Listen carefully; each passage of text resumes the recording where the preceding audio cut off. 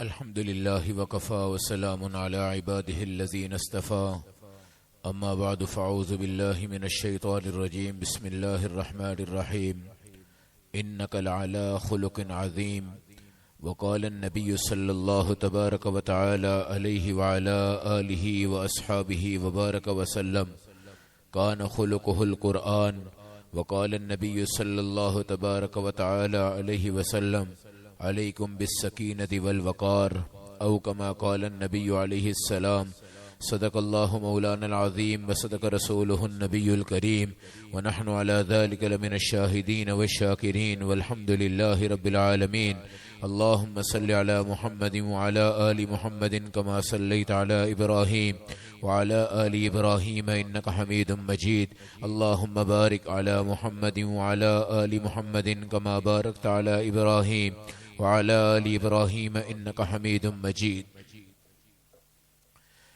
میرے محترم بھائیوں، دوستو، بزرگوں، اللہ رب العزت نے حضرت محمد صلی اللہ علیہ وسلم کو تمام کائنات کے انسانوں کی طرف مبعوث فرمایا اور سب سے بڑے اخلاق میرے نبی صلی اللہ علیہ وسلم کو عطا کیے گئے۔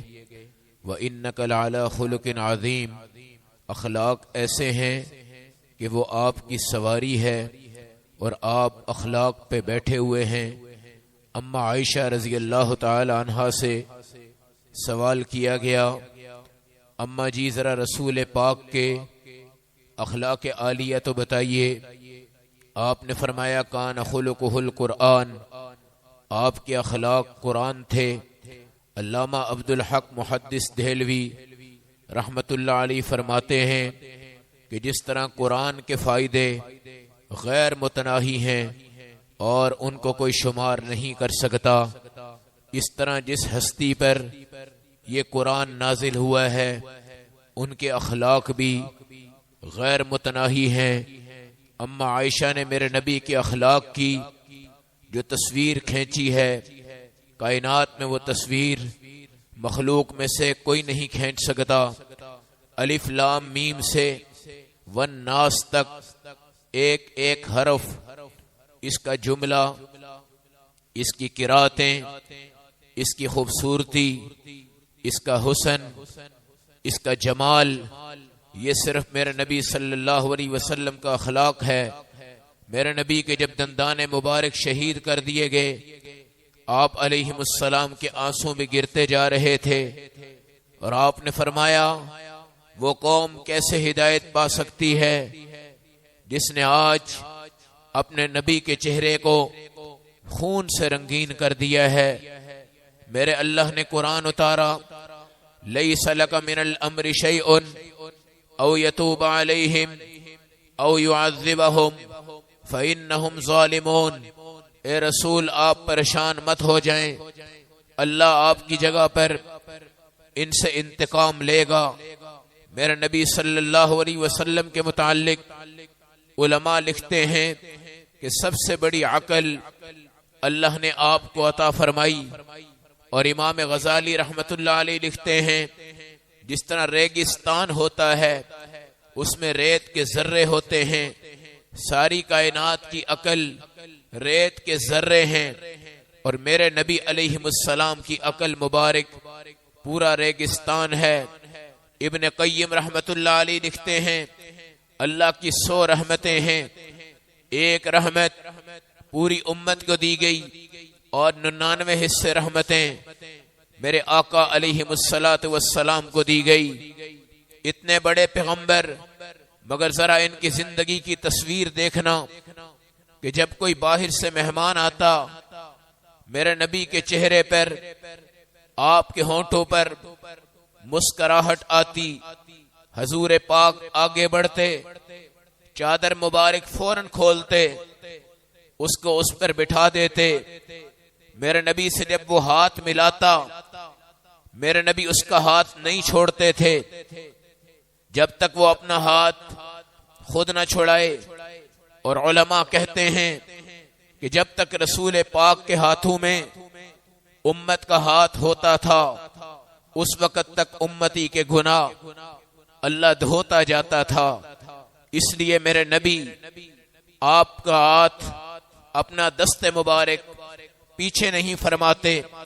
جب کوئی مہمان میرے نبی کی خدمت میں آتا تو رسول پاک اس کے پاس بیٹھ جاتے. اس وقت تک نہیں اٹھتے تھے جب تک کہ وہ مہمان خود نہ اٹھ جاتا. میرے نبی علیہ السلام کے پاس اگر کوئی کانوں میں آ کے بات کرتا، حضور پاک پورے کان اس کی طرف متوجہ کرتے. پوری بات سننے کے بعد اللہ کے نبی اپنے کان کو ہٹاتے. میرے نبی جب کسی مجلس میں بیٹھتے، کوئی آپ کو کہتا یا رسول اللہ، تو میرے نبی پورے اس کی طرف مڑ جاتے.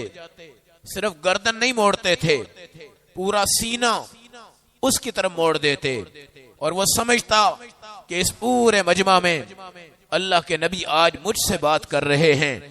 اگر کوئی غریب ہوتا، اگر کوئی فقیر ہوتا، اگر کوئی مسکین ہوتا. حضرت انس میرے نبی کے وہ صحابی ہیں 10 سال تک میرے نبی کی خدمت میں رہے ہیں. کہتے ہیں زندگی میں مجھے کبھی حضور نے اف نہیں کہا، مجھے حضور نے کبھی ڈانٹا نہیں، مجھے حضور نے یہ نہیں فرمایا کہ تو نے یہ کام کیوں کر دیا ہے، اور مجھے حضور نے کبھی یہ نہیں فرمایا کہ تو نے یہ کام کیوں نہیں کیا. اما عائشہ قسم اٹھا کے کہتی ہیں رسول پاک نے اپنی زندگی میں کسی کو ہاتھ سے تھپڑ نہیں مارا.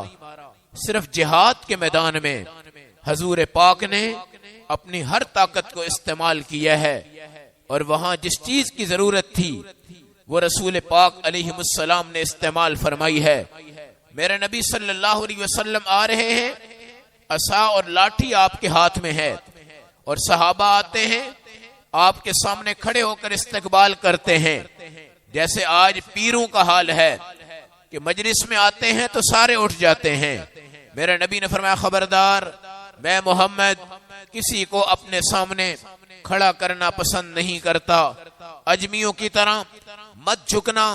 جو پیر تمہیں کہے کہ جھکو، جو پیر تمہیں کہے کہ گھٹوں کو چومو، جو پیر تمہیں کہے کہ میرے نیچے سجدہ کرو، وہ مشرک ہے، پیر نہیں. شیطان ہے، وہ پیر نہیں. بدبخت ہے، وہ پیر نہیں. میرے نبی کے صحابہ ہیں، آگے بڑھ رہے ہیں جھکنے کے لیے. آپ نے فرمایا ہرگز نہیں، میرے سامنے مت جھکنا. جھکنے والی صفت صرف اللہ کے سامنے ہے، رکوع والی صفت صرف اللہ کے سامنے ہے، عاجزی والی صفت اللہ کے سامنے ہے. ابو ہریرہ کہتے ہیں میں چل رہا تھا تو رسول پاک سواری پہ آئے. سواری پر ابھی تک پالان نہیں تھا، ننگی سواری تھی. حضور پاک نے پوچھا ابو ہریرہ آج ذرا میں تجھے سوار کر لوں. یہ صحابی رسول پاک کے بڑے پیار والے، بڑی محبت والے ہیں، اور پورے صحابہ میں سب سے زیادہ جس کو حدیثیں یاد ہے زبانی، وہ سیدنا ابو ہریرہ رضی اللہ تعالی عنہ ہیں. اسلام سے پہلے ان کا نام عبد الشمس تھا، یعنی سورج کی پوجا کرنے والا، لیکن اسلام کے اندر ان کا نام عبد الرحمن رکھا گیا اور ان کا لقب ابو ہریرہ رکھا گیا. سب سے زیادہ حدیثیں میرے نبی کے اس صحابی کو یاد ہیں. ایک دن آ کے کہنے لگے یا رسول اللہ میرے اوپر تو انوارات برس گئے ہیں، مگر میرے گھر میں میری اماں ہے، مشرکہ ہے، اور مجھے کہہ رہی ہے نبی کو چھوڑ دے. نہیں چھوڑتا تو میں نے پانی بھی نہیں پینا، نہیں چھوڑتا تو میری بھوک ہڑتال ہے، نہیں چھوڑتا تو میں نے کھانا بھی نہیں کھانا. یا رسول اللہ وہ آپ کو گالیاں نکالتی ہے، مجھ سے برداشت نہیں ہوتا، مگر ادھر وہ میری ماں ہے. ایسا ہی کر لیجئے، آپ ہاتھ مبارک اٹھا لیجئے، اللہ رب العزت میری ماں کو ہدایت دے دے. تو میرے نبی نے اسی جگہ بیٹھے ہاتھ اٹھائے. ابو ہریرہ مسکرانے لگے. میرے نبی نے کہا کیوں مسکرا رہا ہے؟ کہنے لگا میں اپنی ماں کے اسلام پہ مسکرا رہا ہوں. میرے نبی نے فرمایا ابھی تو گھر بھی نہیں گیا، تجھے کیا پتا وہ اسلام لے آئی ہے؟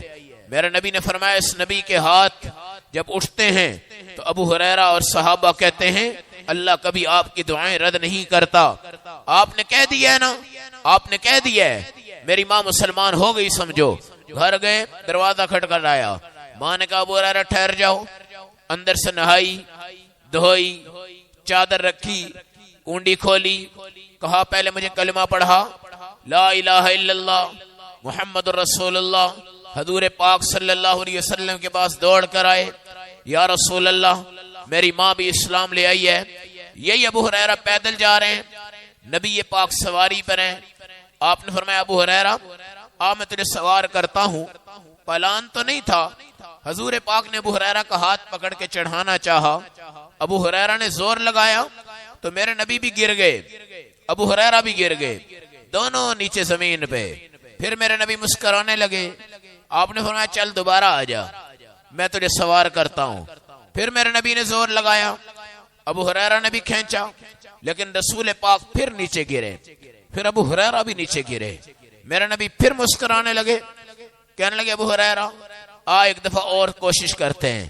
کہنے لگا یا رسول اللہ اب میں آپ کو بار بار نیچے زمین پہ گراؤں، یہ میری شان اور آپ صلی اللہ علیہ وسلم کی محبت اور آپ کا درجہ اور آپ کی بلندی ہرگز ایسی نہیں ہو سکتی، لہذا میں پیدل چلوں گا، آپ سواری پہ چلے۔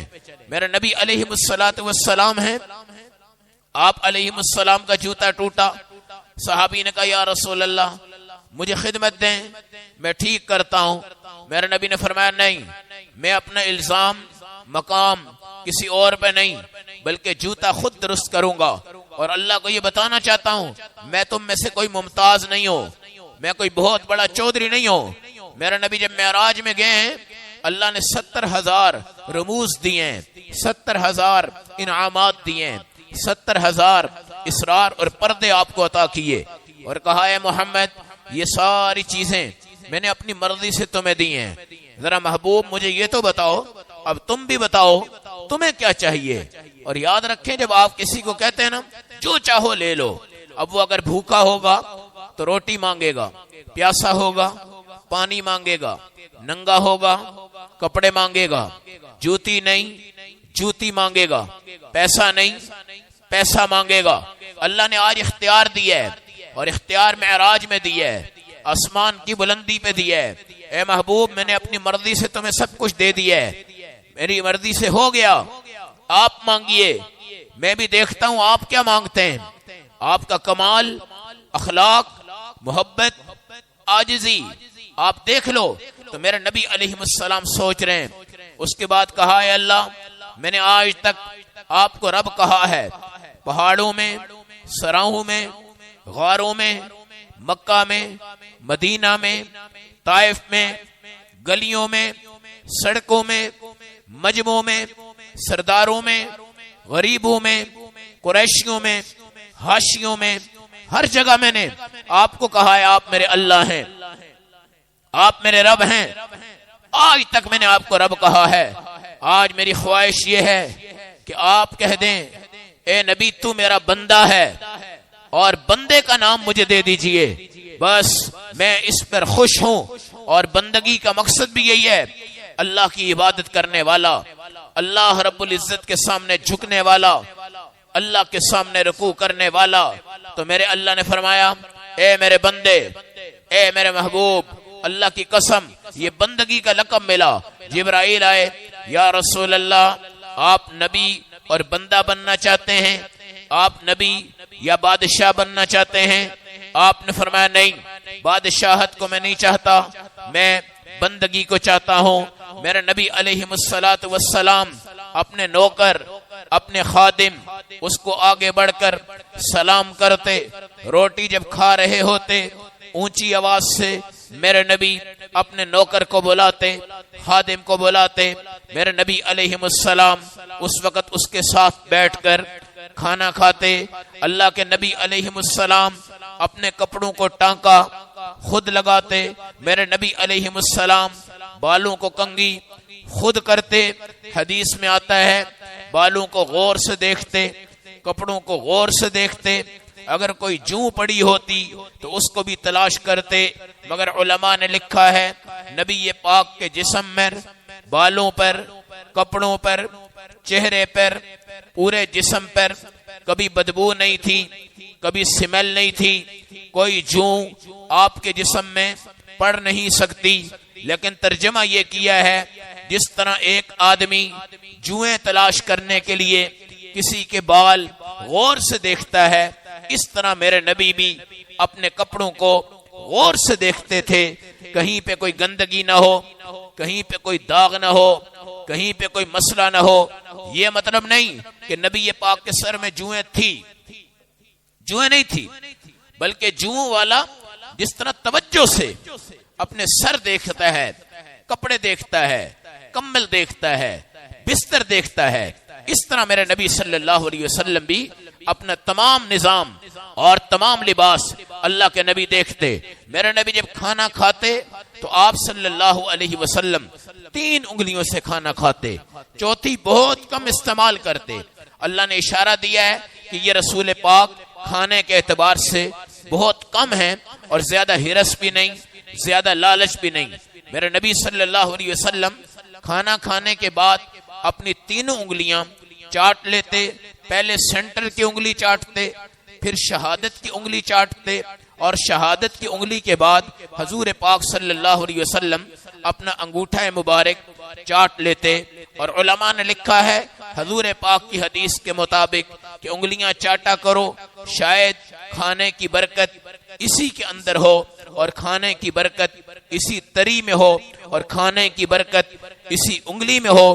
حضور پاک صلی اللہ علیہ وسلم چاٹتے۔ اور آج اطباء اور ڈاکٹرز کہتے ہیں کہ انگلیوں کے جو پور ہیں، جب تم ان کو چاٹتے ہو تو یہ آخری وقت میں جب ان کو چاٹتے ہو، یہ ہضم کے طور پہ تمہارے پورے کھانے کو کیا کرتے ہیں؟ ہضم کرتے ہیں۔ اور رسول پاک صلی اللہ علیہ وسلم کی اس طب کو اور اس حکمت کو پوری دنیا آزماتی ہے۔ تو 3 انگلیاں حضور پاک صلی اللہ علیہ وسلم چاٹ لیتے، اور چاٹنے کے بعد اللہ کے نبی صلی اللہ علیہ وسلم اپنے ہاتھ مبارک دھو لیتے۔ کھانے سے پہلے بھی حضور پاک ہاتھ دھوتے، کھانے کے بعد بھی نبی پاک صلی اللہ علیہ وسلم اپنے ہاتھ مبارک دھو لیتے۔ حضور صلی اللہ علیہ وسلم کے سامنے ایک آدمی آیا، بڑے خندے، بڑے برے خاندان کا تھا، اور نبی پاک سے دور سے جب دیکھا، آپ نے فرمایا یہ بڑے گندے خاندان کا آدمی ہے، اور عیینہ بن حسن اس کا نام ہے۔ صحابہ بیٹھے ہوئے، لیکن رسول پاک کے وہ قریب آتا گیا۔ جب وہ قریب آیا تو میرے نبی نے اپنی چادر مبارک بچھائی، پلیٹ رکھی، روٹی کھلائی۔ حضرت عائشہ نے پوچھا یا رسول اللہ صلی اللہ علیہ وسلم، پہلے تو آپ نے اس کی مذمت بیان فرمائی، اب آپ نے اس کو کھلایا بھی ہے، پلایا بھی ہے۔ آپ نے فرمایا میں نے اس کی دل جوئی کی ہے، اور تمہیں اس کے عیب سے بھی میں نے آگاہ کر دیا ہے۔ میں محمد ایک بشر ہوں، ایک انسان ہوں، انتقام نہیں لیتا، کوئی غلط کام میرے ہاتھ میں نہیں ہے۔ جو آتا ہے میرے اخلاق، خدا کی قسم مسجد نبوی ہے، دیہاتی آیا، پیشاب آیا ہوا تھا، جیسے آج کل لوگ مسجدوں کو تلاش کرتے ہیں، ممبروں کو تلاش کرتے ہیں، میناروں کو تلاش کرتے ہیں، اور پیشاب کے لیے مسجد کے واش روم استعمال کرتے ہیں، اور نماز کے لیے مسجد میں آنے کو عیب سمجھتے ہیں۔ وہ بھی آیا، پیشاب آیا ہوا تھا، دوڑ کر آیا، مسجد میں آیا، مسجد چھوٹی تھی، صحن کچا تھا، اس نے وہاں پہ پیشاب شروع کیا، اور صحابہ دوڑے، ڈنڈے بھی ہاتھ میں ہیں، بھاگے مارنے کے لیے۔ میرے نبی نے فرمایا ٹھہر جاؤ، اس کو اپنی قضائے حاجت پوری کرنے دو کی، اور اس کے بعد چلا گیا۔ میرے نبی کے صحابہ کہنے لگے یا رسول اللہ، یہ مسجد میں گندگی پھیلا رہا ہے، اور آپ نے فرمایا اس کو کرنے دو۔ آپ نے فرمایا اس کا تقاضا تھا، اگر تم اس کو روک دیتے تو خدا کی قسم قضائے حاجت پوری نہ ہو، یہ تکلیف بہت بڑی ہوتی ہے، اور اگر تم اس کو مارتے یہ بھاگتا، اور مسجد کو ایک کے بجائے کئی جگہ سے بھاگتے بھاگتے گندا کر دیتا، اس لیے میں نے تمہیں کہا ہے اس کو روک دو۔ دوسرے دن آیا میرے نبی کے دربار میں، کلمہ پڑھا، مسلمان ہو گیا۔ ایک یہودی آیا ہے اللہ کے نبی کے ہاں، میرے نبی نے رات کو بٹھایا، سلایا، کھلایا، پلایا۔ رات کو اس کو کوئی قضائے حاجت کا مسئلہ پیش آیا، بستر پہ پیشاب کر دیا، صبح اٹھ کر چلا گیا۔ اللہ کے نبی نے دروازہ کھولا، بستر پیشاب سے بھرا ہوا ہے۔ میرے نبی کی اخلاق دیکھیں، आजजी देखें, बिस्तर उठाया, धोया, साफ किया, उसकी कोई चीज रह गई, शाम को आया, सोचा कि बातें भी होंगी, कोई गालियां निकालेगा, कोई बुरा कहेगा, कोई गंदा कहेगा, कोई गलीज कहेगा, कोई नजिस कहेगा, लेकिन रसूल पाक के सामने आया, मेरे नबी ने आगे बढ़कर सलाम किया, कोई बात नहीं की कि तूने बिस्तर पे क्या किया है, कैसे कर कर गया है, तू रसूल पाक को कैसी तकलीफ दे के गया है। वो खामोश, अपनी चीज पकड़ी, फौरन मुड़ा, मेरे नबी के कदमों में गिरा, या रसूल अल्लाह, आप जैसा पैगंबर हो, आप जैसे अखलाक हो, आप जैसे कमालात हो, और मैं इस्लाम कबूल न करूं, आपको नबी न मानूं, आपको रसूल न मानूं, कलिमा पढ़ा, मुसलमान हो गया। ये मेरे नबी सल्लल्लाहु अलैहि वसल्लम के हुस्न अखलाक हैं, बेहतरीन किरदार है।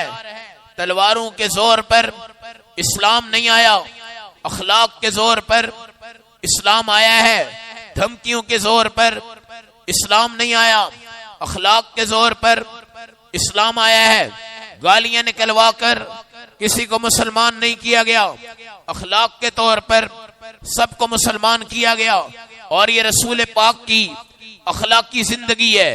आप सल्लल्लाहु अलैहि वसल्लम जब रास्ते में चलते, ऐसे चलते जैसे आप झुक के चल रहे हैं, और पाँव मेरे नबी उठा के चलते।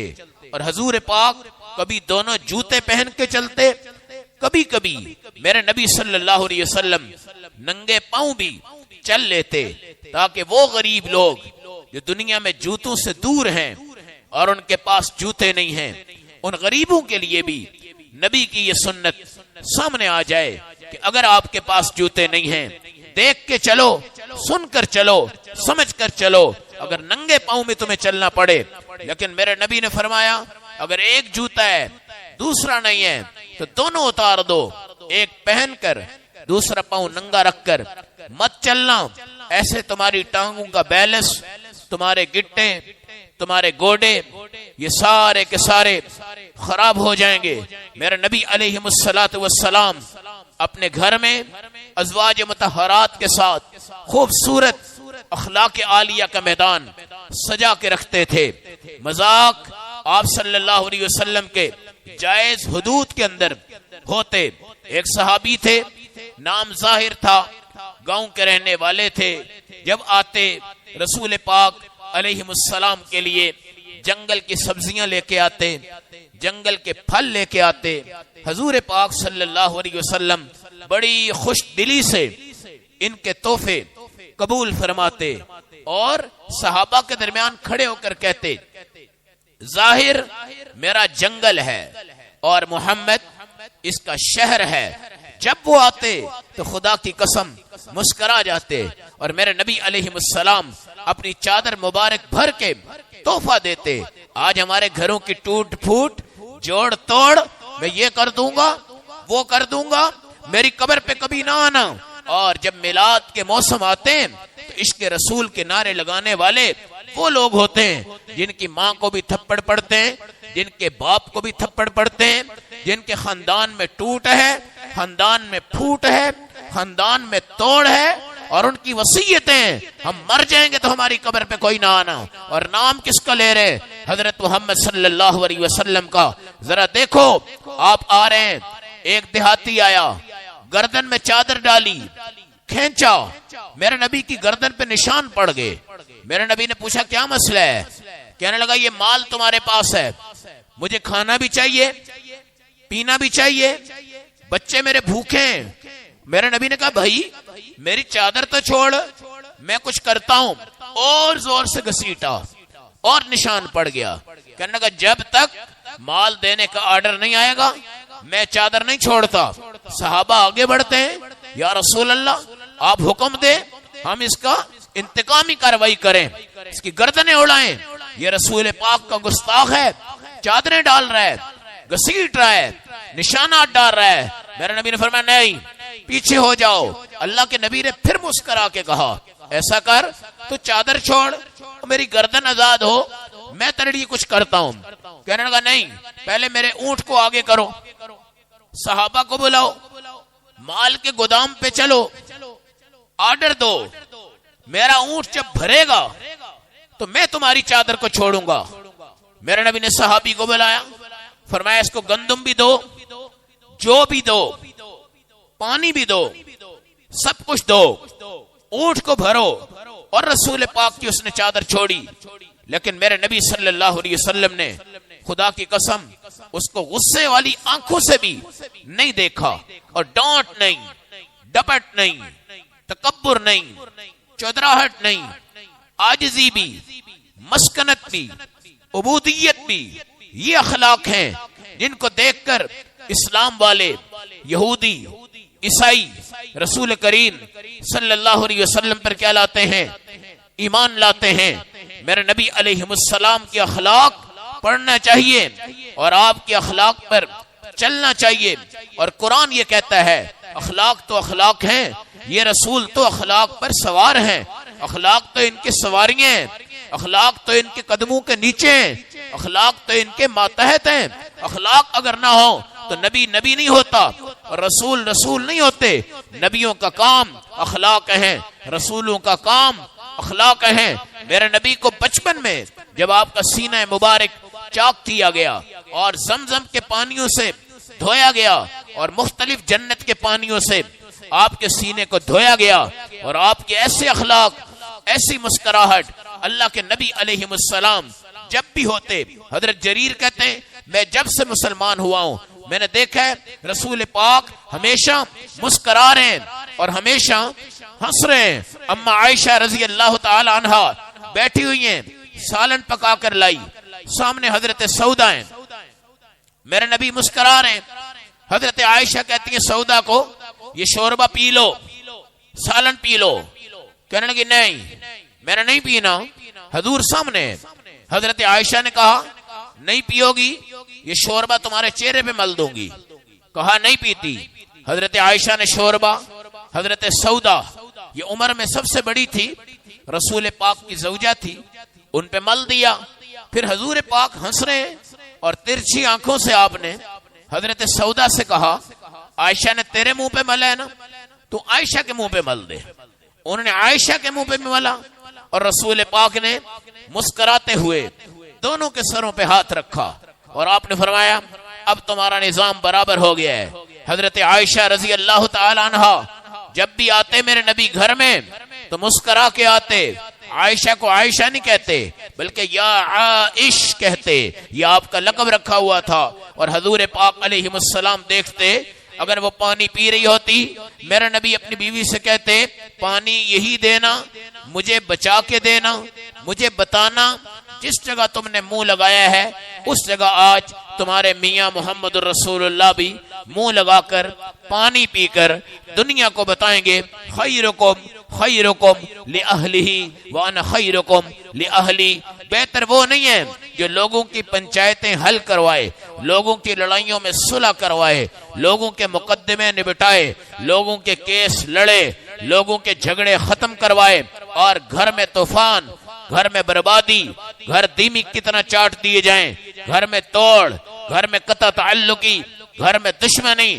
بہتر کون ہے؟ جو اپنے گھر والوں کے لیے بہتر ہو، اپنی بیوی کے لیے بہتر ہو، ماں کے لیے بہتر ہو، باپ کے لیے بہتر ہو۔ انا خیرکم لأہلی، میں اپنے گھر والوں کے لیے بہتر ہوں۔ حضور پاک صلی اللہ علیہ وسلم جب اندر آتے ایک دن حضرت عائشہ سے کہا آؤ چلیں گھومتے ہیں، پھرتے ہیں، سیر کرتے ہیں۔ بیویوں کو گھمانا پھرانا سیر کروانا میرے نبی کی سنت ہے۔ ان کو سیرگاہ میں لے جانا، ان کے شوق کے مطابق کوئی چیز جائز ان کو دکھانا، یہ میرے نبی کی سنت ہے۔ آپ نے حضرت عائشہ سے کہا حبشہ کے ملک کے لوگ گتکا کھیل رہے ہیں، آپ میں تمہیں دکھاؤں گتکا کیا ہوتا ہے۔ حضرت عائشہ کہتی ہیں میں نے رسول پاک کے کندھے پر اپنی ٹھوڑی رکھی اور اپنے ہاتھ رکھے اور میں ایسے جھکی ہوئی حضور پاک کے چہرے کے ساتھ، میرا چہرہ قریب اور میں وہ دیکھ رہی۔ میرے نبی آہستہ آواز سے پوچھ رہے ہیں عائشہ رج گئی ہو؟ میں نے کہا نہیں، چلو اور دیکھو۔ پھر میرے نبی نے پوچھا عائشہ رج گئی ہو؟ کہا ہاں رج گئی ہوں۔ پھر میرے نبی علیہ السلام لے کر ان کو گھر میں داخل ہو گئے حضرت عائشہ کھڑی ہیں، میرے نبی نے فرمایا چل آ دوڑ لگاتے ہیں. دوڑ لگتی ہے. اللہ کے نبی اور نبیوں میں ہزاروں جنتیوں کی طاقت ہوتی ہے. یہ تو ہو نہیں سکتا کہ رسول پاک سے آگے نکل جاتی حضرت عائشہ رضی اللہ تعالی عنہا، لیکن نبی پاک صلی اللہ علیہ وسلم نے آہستہ چال کی، حضرت عائشہ نے تیز دوڑ کی، وہ آگے بڑھ گئی. میرے نبی خوش ہوئے. ایک مقام آیا جب میرے نبی نے فرمایا آؤ آج پھر دوڑ لگاتے ہیں. دوڑ لگی. پھر رسول پاک علیہ السلام آگے بڑھ گئے. فرمایا ایک دن تو آگے بڑھی، ایک دن میں آگے بڑھا، ہمارا دونوں کا مقابلہ برابر ہو گیا. خوش مزاجی، خوش اخلاقی، محبت بھرے انداز، نور گھر میں بھی، نور امت میں بھی، نور صحابہ پر بھی، نور محلوں پہ بھی، نور مسجدوں میں بھی، نور پوری دنیا پر بھی. تمام کی تمام چیزیں خدا کی قسم رسول پاک تنویر تھے. تنویر کا مطلب وہ چراغ تھے جو خود بھی چل رہا ہے، دوسروں کو بھی روشن کر رہا ہے، جو خود بھی چل رہا ہے دوسروں کو بھی روشن کر رہا ہے. رسول پاک صرف نور نہیں بلکہ تنویر ہیں، منور ہیں، سراجن منیرا، ایسے چراغ ہیں جو دوسروں کو روشن کرتے ہیں، دوسرے آپ سے روشنی حاصل کرتے ہیں، دوسرے آپ کے اخلاق سے آگے بڑھتے ہیں. حضور کریم صلی اللہ علیہ وسلم کے اخلاق اپنانے والا آج تک ناکام نہیں ہوا. حبشہ کا بادشاہ ہے، نجاشی ہے، اسحم نجاشی. اس نے چند بندے بھیجے میرے نبی کے دربار میں. اللہ کے نبی آگے بڑھے، چادر بچھائی، پانی پیش کرنے لگے. صحابہ نے کہا یا رسول اللہ ہمیں حکم دے، ہم خدمت کرتے ہیں. میرے نبی نے فرمایا نہیں، میرے صحابہ ہجرت کر کے گئے تھے، حبشہ کے بادشاہ نے ان کا اکرام کیا تھا، آج یہ وہاں سے آئے ہیں، ان مہمانوں کا اکرام میرے ذمے ہے. اور رسول پاک صلی اللہ علیہ وسلم کھڑے ہو کر ان کا استقبال کر رہے ہیں، چادر بچھا رہے ہیں، کھانا کھلا رہے ہیں، پانی پلا رہے ہیں، خدمت کر رہے ہیں. اور اتنی محبت جانے والا کبھی آپ کو نہیں بھولتا تھا، دیکھنے والا کبھی آپ کو نہیں بھولتا تھا. اللہ کے نبی صلی اللہ علیہ وسلم شرمیلے. اور حدیث میں آتا ہے ایک کنواری بچی اپنی شادی کے وقت دوپٹے میں جس طرح شرمیلی ہوتی ہے. جی آج کل کی شادیوں میں دلہنوں کو سٹیج کے اوپر کھڑا کر کر پورے مجمع کی زینت بنایا جا رہا ہے. غلط. پورے مجمع میں بعض لوگ دلہنوں کو گھما رہے ہوتے ہیں. غلط. پورے مجمع میں زیب و زینت کے ساتھ بچی کو سامنے لا رہے ہوتے ہیں، اور اگلے دن پیروں فقیروں کے ہتھ کنڈوں پہ ہوتے ہیں کہ رات کو اتنے مجمع میں تھے، شاید کسی کی نظر لگ گئی، شاید کسی نے نظر لگا دی، ہماری بچی کو کچھ ہو گیا ہے. ارے بے وقوف ہو، اپنی بیٹی کو نکاح کے وقت مراسیوں کی بھیٹ نہ چڑھنے دینا. کبھی بھی مراسی اپنی شادی میں نہ بلانا. کبھی بھی اپنی بیٹی کی زینت کو پورے مجمع کے سامنے مت ظاہر کرنا. 40-50 سال تو تم نے اپنی بچی کی حفاظتیں کی، 20 سال کی، 25 سال کی، برقع دیا، پردہ دیا، شریعت دی. آج شادی کے اس مجلس میں اپنی بچی کو، اپنی بیٹیوں کو، اپنی کزنوں کو، بیوی کو، یہاں تک کہ دادیاں پردادیاں ایسے بےہودہ لباس پہن کر شادی کی مجلس میں شریک ہو رہی ہیں کہ میں قسم اٹھا کے کہتا ہوں کہ اس پورے مجمع پہ اللہ کی لعنت ہو رہی ہوتی. یاد رکھنا بے برکتیاں کیوں ہو رہی ہیں. بیوی بیٹی اس کی عزتیں، رفعتیں، بلندیاں کہاں چلی گئی ہیں. اور وہ جس کے پاؤں بھی قبر میں ہوتے ہیں نا، وہ بوڑھی عورت بھی بڑے فاحشانہ لباس پہن کے آتی ہے. جی کیا ہوا جی؟ پوتیوں کی خواہش تھی، پوتوں کی خواہش تھی، نواسوں کی خواہش تھی، نواسیوں کی خواہش تھی، بچوں کی خواہش تھی. آج یہ ہو گیا ہے. اور بوڑھا پردادا بھی مراسیوں کو ہاتھوں سے پیسے دے رہا ہوتا ہے. اور لوگوں نے اسلام اور اسلام کے خلاف کی تہذیبات کے اثرات کو ختم کر دیا ہے. ایک نعت خواں بندہ ہے، نعت پڑھتا ہے نا، لوگ ایسے پیسے لٹا رہے ہیں جس طرح مجرے والی لڑکیوں پہ پیسے لٹاتے ہیں، تصویر کھینچ کے دیکھ لو. اور نعت خواں بھی ایسے جاہل بہودہ معاشرے کا حصہ بن رہے ہیں کہ جب پیسے آ رہے ہیں وہ اپنی نعت کو آدھے گھنٹے سے گھنٹے میں لے جاتے ہیں. یاد رکھنا یہ جہالت ہے، یہ جہالت ہے. خدا کے بندو، تم نے اگر نبی کے عشق میں دینا ہے تو پیسے ڈالو جیب میں، جب وہ جائے تو سیٹ پہ ہو کے اس کی جیب میں شرافت کے ساتھ، اکرام کے ساتھ، عزتوں کے ساتھ ڈال دیتے. یہ کوئی اور چیز تھی. اب نعت خواں پر بھی، جو وہاں پہ آپ کے ڈھول بجاتے ہیں ان پر بھی، اور جو مجرا پڑتی ہیں یہ لڑکیاں، ان پر بھی پیسے لٹانے کے انداز 100% برابر ہو گئے. 100% سیم ان کے اوپر پیسے لٹائے جاتے ہیں، اور 100% وہی نقل، وہی حرکت. میرے نبی علیہ السلام کی ازواج مطہرات صفیہ بیٹھی ہیں، آپ علیہ السلام کی اہلیاں ہیں، عمر کافی ہو چکی. میرے نبی نے ایک دن بلا کر کہا دیکھو کوئی بوڑھی جنت میں نہیں جائے گی. اب وہ رونے لگ پڑی، یا رسول اللہ کیا میں جنت میں نہیں جا سکتی؟ میرے نبی نے فرمایا جائے گی، مگر میں نے تجھے یہ کہا ہے اس وقت تیرا بڑھاپا نہیں ہوگا، تو جوان ہوگی، کنواری لڑکیوں کی طرح ہوگی. انا انشأناہن انشاء فجعلناہن ابکارا عربا اترابا لاصحاب الیمین.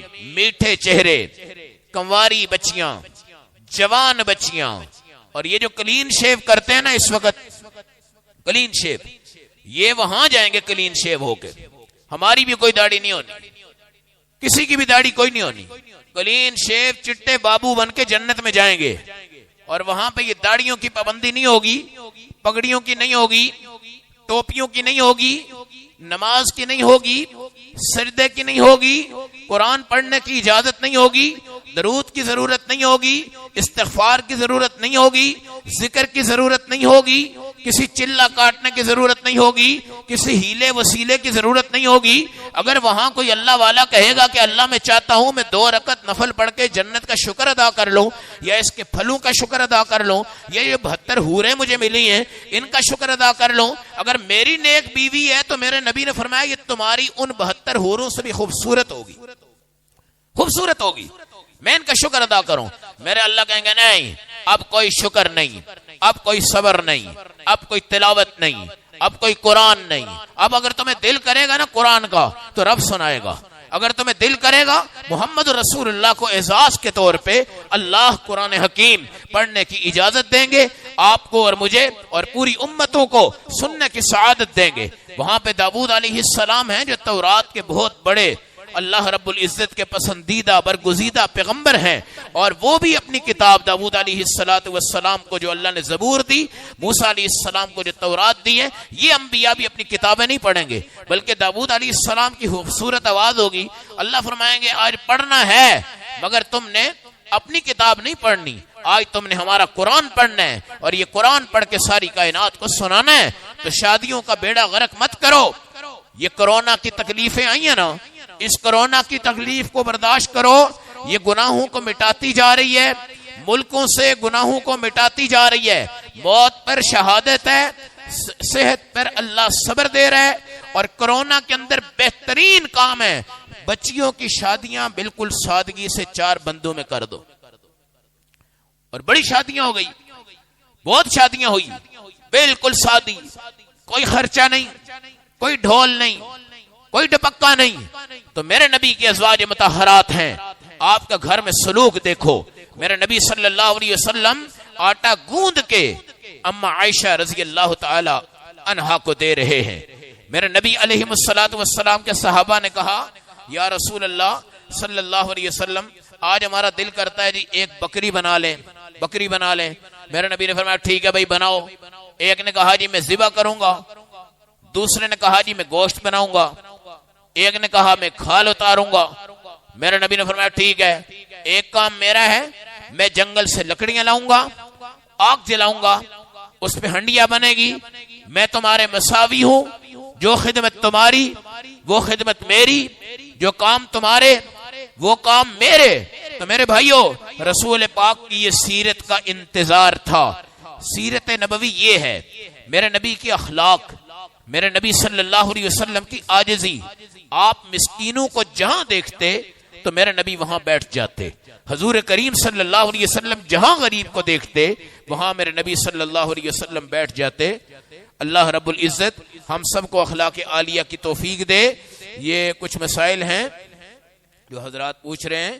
فجر کی جماعت کھڑی ہو جائے تو مقتدی سنت پڑھے یا امام صاحب کے ساتھ فرضوں میں شامل ہو جائے، اور اگر سنتیں رہ جائیں تو وہ کب ادا کی جائیں؟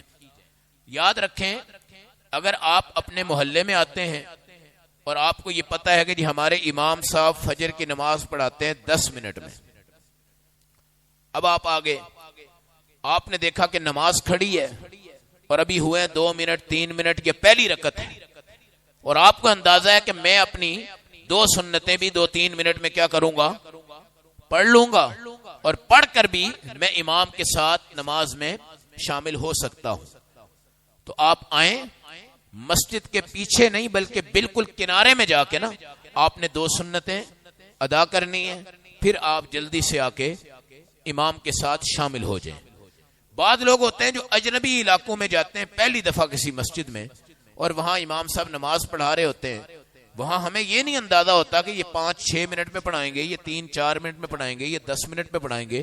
وہاں بہتر یہ ہے کہ آپ سیدھے ہی امام کے ساتھ شامل ہو جائیں تاکہ کہیں سنتیں پڑھتے ہوئے آپ کا یہ سلسلہ فرضوں کا خراب نہ ہو جائے. دوسرا مسئلہ یہ ہے، اگر میں آیا اور امام کے ساتھ میں شامل ہو گیا، اب میری سنتیں رہ گئی. اب میرے نبی کا فرمان ہے، نہا رسول اللہ عن الصلاۃ بعد طلوع الشمس وبعد غروبها.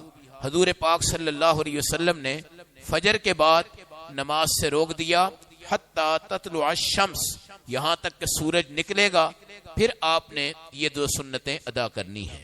تو سنتیں جب بھی آپ کی رہ جائیں تو آپ نے سورج نکلنے کے بعد پڑھنی ہے، سورج نکلنے سے پہلے آپ نہیں پڑھ سکتے.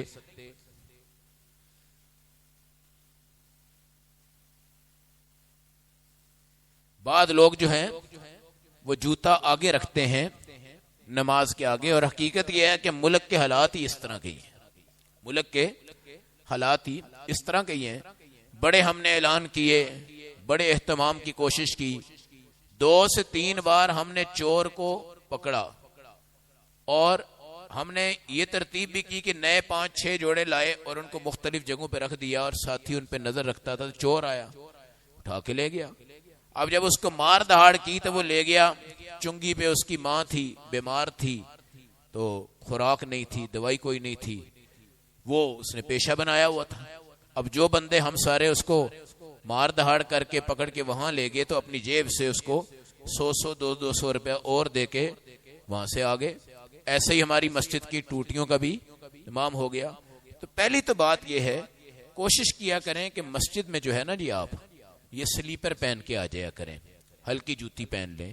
گاڑیاں جن کے پاس ہیں سلیپر رکھ لیا کریں. اب یہ موٹر سائیکلیں باہر ہوتی ہیں تو ہماری 3-4 جو ہے نا 1 to 5 یہاں سے چوری ہو گئی اس سال میں 2020 میں، اور جس کی وہ روڈ پرنٹس اور دوسری اور تیسری کھڑی ہوتی ہیں وہ بغیر تالے کے بھی کھڑی کر دو تو کوئی نہیں اٹھاتا، یہی نا. تو اس لیے قیمتی جوتیاں ہوتی ہیں ساتھیوں کی، تو اس پہ چیز کا ہمیں بالکل احساس ہے کہ آپ کے لیے مشکل کام ہے، اور شاعرہ کے سامنے وہی رکھتا ہے جس کی پہلے کوئی نہ کوئی چوٹ اس کو لگ جائے. لیکن بہرحال جوتی سامنے رکھنے سے نماز مکروہ ہوتی ہے. اس لیے تمام حضرات ایک حال یہ ہے، ایک جوتی ایک جگہ رکھ دیا کریں اور دوسری کسی اور جگہ رکھ دیا کریں، تو چور کی گرفت اس میں مضبوط نہیں ہوتی. ٹھیک ہے. اور نئی جوتیاں جو ہوں تو ان کو بھی ترتیب یہی رکھا کریں کہ کوشش کریں کہ نئی جوتیوں کے بجائے آپ سلیپر پہن لیں، پرانی جوتی استعمال کر لیں. نئی جوتیوں کے پیچھے یہاں چور آتے ہیں، ٹوٹیوں کے پیچھے یہاں چور آتے ہیں، اور ہر جمعے کو آتے ہیں، اور بڑے مطلب فنکار قسم کے چور ہوتے ہیں.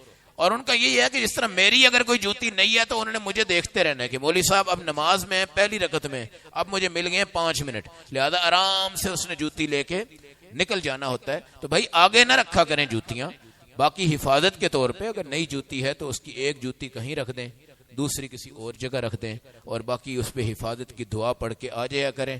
اللہ خیر کرے.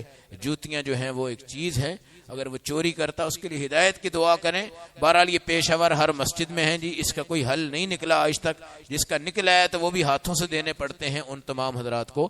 لیکن آپ اللہ پہ بھروسہ کریں, مسجد کے مہمان ہیں, یہاں کا نقصان انشاءاللہ اللہ آپ کو اس کا نعم البدل عطا فرمائے.